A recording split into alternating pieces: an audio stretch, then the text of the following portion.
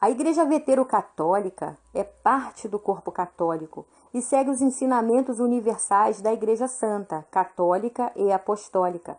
Por esta razão, Roma diz que são válidos em sacramento e ordem, mantendo intacta a sucessão apostólica. E por esta razão, os bispos são bispos católicos e os padres são padres católicos.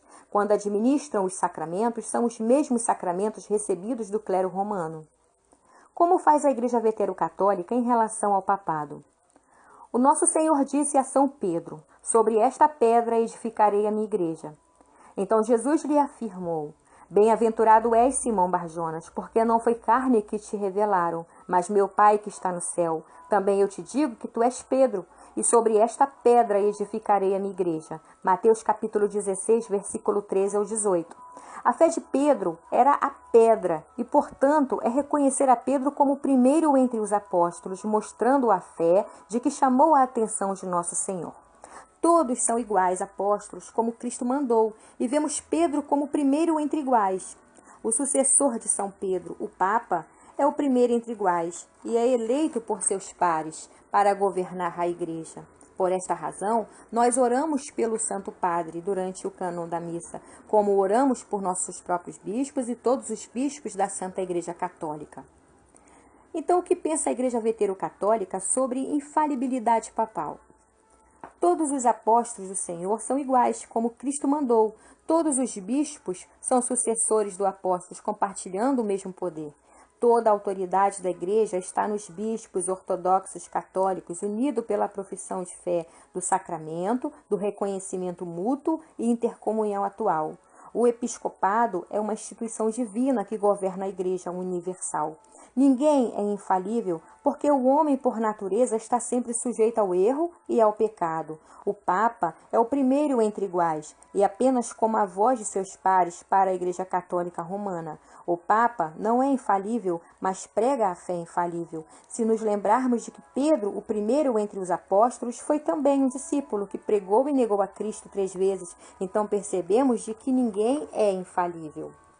Como pensa a Igreja Vetero-Católica sobre o Concílio de Trento, de 1545, e o Concílio Vaticano II, de 1964?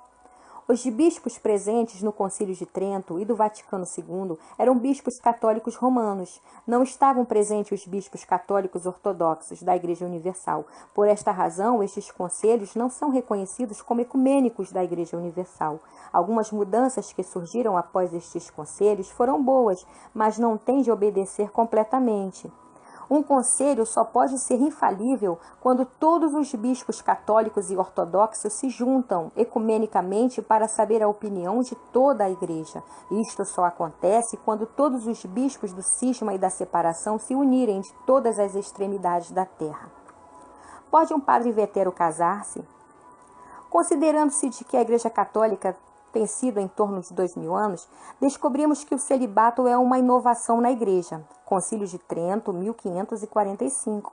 Na Igreja primitiva, os diáconos, padres e bispos deviam se casar. Vários dos apóstolos eram casados e na Epístola de São Paulo, 1 Timóteo, capítulo 3, encontramos uma exortação aos bispos, onde podem ter apenas uma esposa. Diz assim a Escritura Sagrada: fiel é a palavra. Se alguém aspira ao episcopado, excelente obra almeja. É necessário, portanto, que o bispo seja irrepreensível, esposo de uma só mulher, temperante, sóbrio, modesto, hospitaleiro, apto para ensinar, não dado ao vinho, não violento, porém cordato, inimigo de contendas, não avarento, e que governe bem a própria casa, criando os filhos sob disciplina, com todo respeito. Pois se alguém não sabe governar a própria casa, como cuidará da Igreja de Deus? 1 Timóteo, capítulo 3, versículo 1 ao 5. Muitas das igrejas orientais que estão unidos com a Igreja Romana têm padres casados. Os veteros católicos devem seguir os ensinamentos anteriores da Igreja. E por isso preferimos de que os homens escolham seu estado civil dentro da Igreja. Muitos sacerdotes preferem o celibato, outros o casamento. A decisão é voluntariamente devido ao livre-arbítrio e respeitado, para que não haja arrependimentos futuros. Muito obrigada pela atenção.